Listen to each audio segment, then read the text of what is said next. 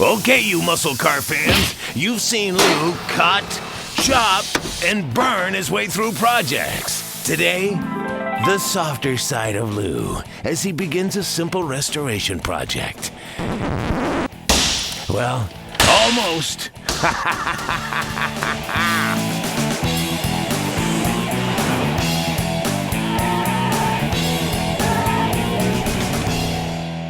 Of all the cool cars out there, you're probably wondering why would we restore a 67 LeMans? It's because they're very high on the endangered species list, and they're getting harder to find every day.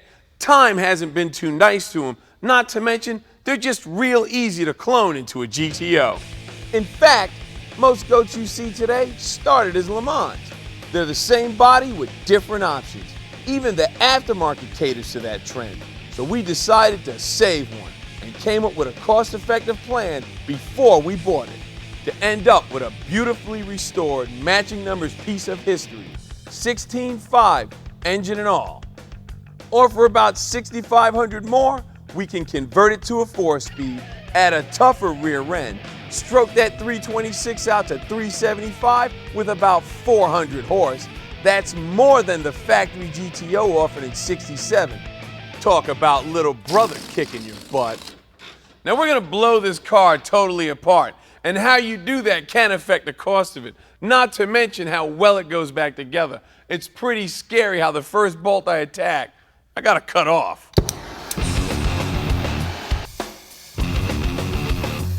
We already determined which parts need to be replaced, but to keep costs low, take every part off like you're gonna reuse it. In fact, you hardcore resto guys would do just that.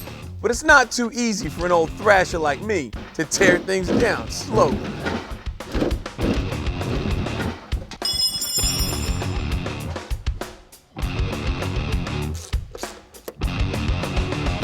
In case you hadn't noticed, I'm not a fan of clones. A lot of them are built to fool the unsuspecting buyer, strictly for profit.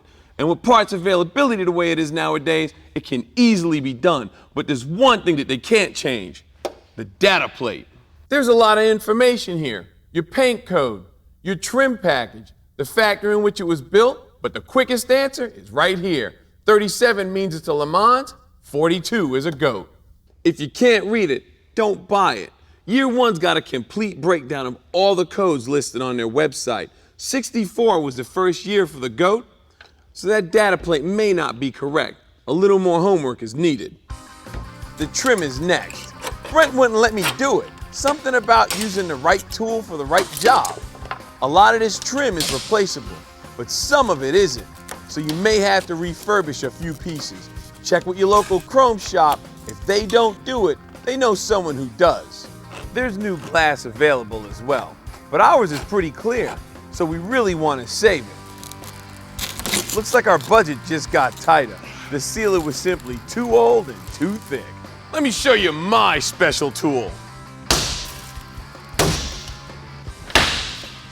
And I made it myself. She's ready.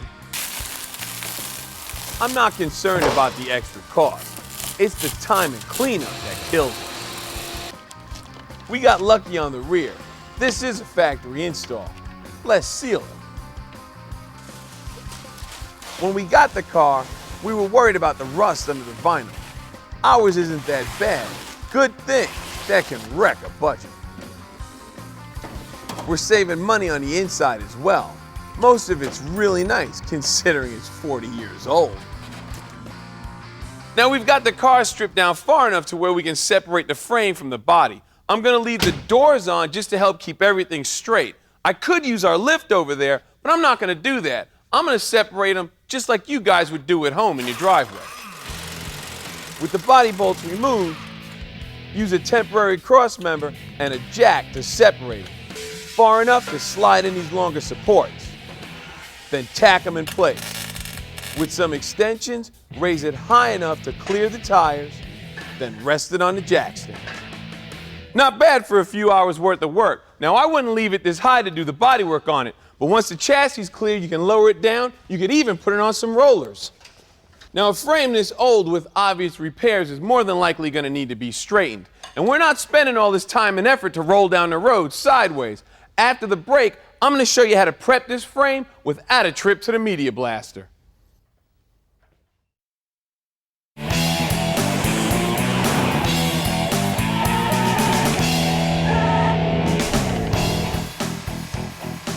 We're back on our LeMans restoration. The body is stripped and the frame is out. Before we can see what condition it's in, a good pressure wash is in order. At least that's what it looks like to the neighbors. In reality, we're sandblasting as well. For $100, we bought this wand with this inlet tube that you could use with either glass beads or sand. The more PSI, the better the effect. Most media and even sand is considered a carcinogen. The dust cloud can kill you, as well as your neighbors. If you don't believe me, check out the EPA laws in your state.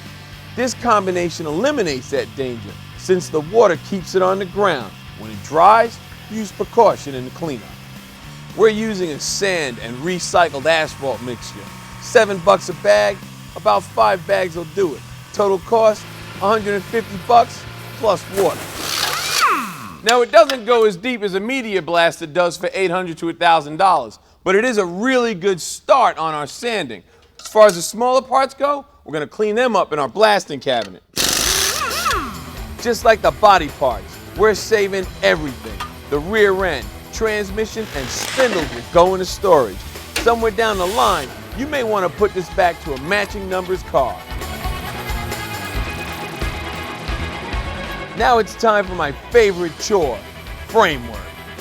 Using the mounting holes to measure from, we can figure out just how twisted it is. The center is still square, so we'll lock it down to the jig. We knew the rear half of the frame was messed up from the previous repairs. It's got to go about a ½ inch over that way, but what we didn't expect to find is what we found up front. This gnarly hole is where they pulled the frame straight from a previous encounter. The problem is that they pulled the frame about 1 inch too far over. So that means our back end goes like this and our front end goes like this. I don't know how this thing even rolled down the road straight. We'll tie the frame together here, because this is where it needs to bend. Then brace it to the jig so it doesn't move side to side. And more bracing to keep it parallel to the floor. With a come along, some chain, and lots of heat, we should be able to straighten it out. This marker will tell us how successful we are.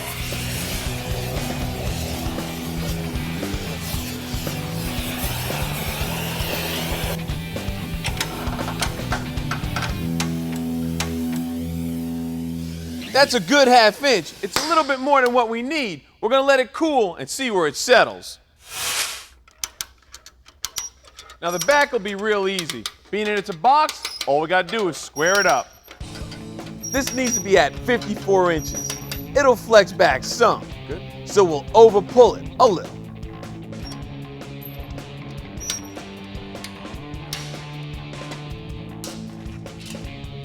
The center didn't move during any of the pulls, so let's see how well the front end settled.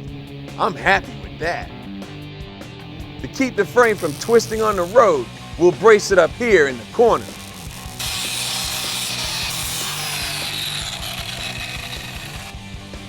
And add more here for the rear end.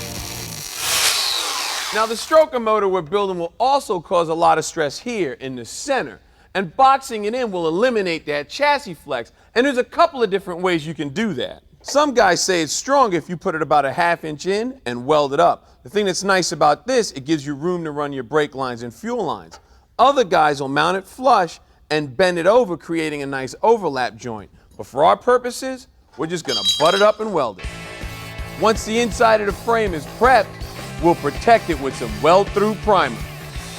Brent's gonna sand down the entire frame. 2 reasons. We need to paint it, but more importantly, this will help us find any cracks or weak spots that also need attention. Anything serious would have shown its ugly face when we were tugging on the frame, but even the little things can grow over time. Later in the show, got a couple more neat tricks to show you.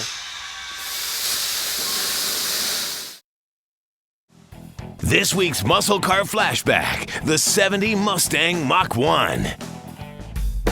When Mustangs first started roaming the streets in mid-'64, they were a far cry from being a true muscle car. It didn't take Ford long to realize this little pony could be turned into a full-on hog. By '67, any Mustang could be ordered with a 390 cubic inch power plant. In '69, the Mach 1 was born. By '70, it had made a name for itself, and it was awarded the Manufacturers Rally Championship by the SCCA. To win this award, the Mach 1 had to prove itself with over 8,000 miles of tight cornering, sprinting straightaways, and hard braking through all types of weather and road conditions. This piece of rally history belongs to Tom Akers, but for him, it's more than just a rally car. When I was a senior in high school, I had a 1970 Mach 1 and I always wanted to have another one. Now don't let this fancy paint fool you. This is more than a looker. A 300-horse 351 Cleveland is what drives this Mach 1. An FMX Cruiser-Matic 3-speed transmission and a 325 track lock in the rear end sends power to these 18-inch wheels. A sticky set of tires keep this classic held tight to the road. An 1.5-inch drop gives it one fierce look to match what's under the hood. Getting all that power to stop is no problem with this custom set of calipers and cross-drill rotors. It all adds up to one nice ride. This car is a lot of fun to drive. When Ford made these cars, the Mach 1s and the Boss editions had a little bit different suspension. Handles and corners a little easier. It was made more for a little more rallying type cars, if you will, instead of just going in a straight line. And it's got flash to go with all that dash. The front grille was redesigned in '70, bringing back dual headlights and integrating them with the grille. Recessed brake lights and his honeycomb rear panel with the Mach 1 logo will let you know what just flew by. Rear spoiler and window louvers put the finishing touches out back, while twist-style latches and a cosmetic hood scoop give the front one nasty look. This brand new paint job has just a bit of metallic flake in it to make it pop. And the black and red interior keeps the driver in his seat and it's style. If you ever pull up to one of these at a light, you may stand a fighting chance off the line. You just better hope there's no twisties up ahead, because this car was made to catch them in the curves. And we'll catch you after the break.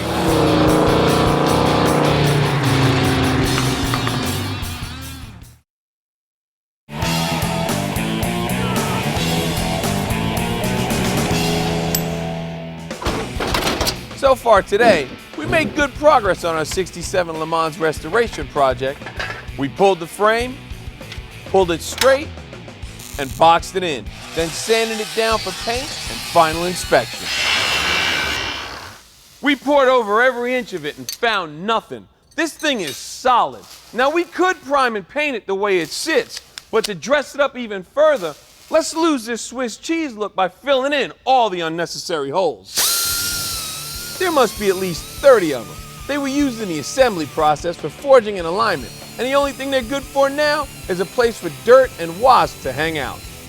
The larger ones will need plugs. You can buy a bag of different sizes, or make your own.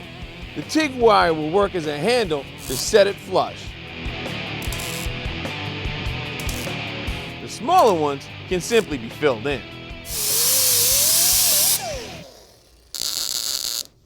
Now we didn't have to go through all of this, but for that guy who wants to stick his head underneath and find fault, he can just keep on looking.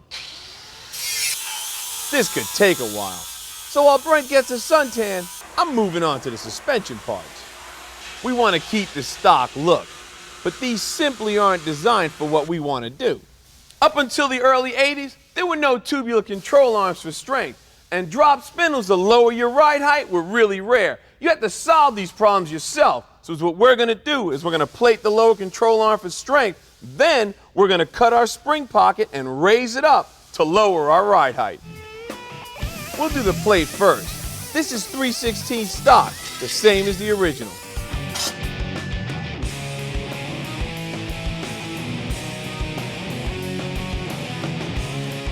These aren't flat, so make sure your template allows for enough steel for some persuasion. Find a way to lock the arm level. mark a 1/4 of an inch around the hat in a slight spiraling pattern. You don't want the two ends of your line to quite intersect. Because of that, a cutoff wheel is your only choice. When the line makes a full circle, join it with a notch. With a rounded 1-inch band of equal stock, start it at the notch. Bend it and tack it as you go. The reason for the spiral, it guarantees the top gets put back on correctly. Check your level before you make it permanent.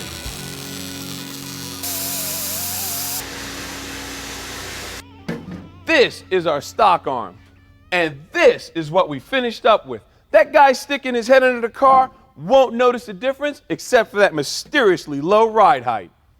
Now, to lower the rear end, they could have raised this spring bucket just like we did on the front end, but it's really difficult to do with the body on the car. Now, when I was a kid, I used to watch guys heat their springs and lower the car. The problem with that, you heat them too much, you're buying new springs.